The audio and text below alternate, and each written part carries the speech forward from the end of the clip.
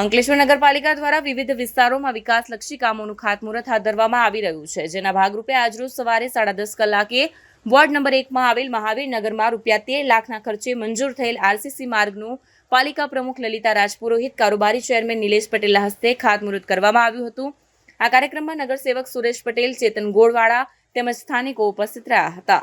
આજરોજ અંકલેશ્વર નગરપાલિકા દ્વારા વોર્ડ નંબર 1 ની અંદર મહાવીરનગર સોસાયટીમાં દીવા મુખ્ય રોડથી ઘંટીવાળી ગલીની અંદર બાળકોના ઘર થઈ રોડનું આરસીસી રોડનું કામ અંદાજિત ₹13 લાખ રૂપિયાના ખર્ચેનું આજે ખાતમુહૂર્ત કરવામાં આવ્યું છે।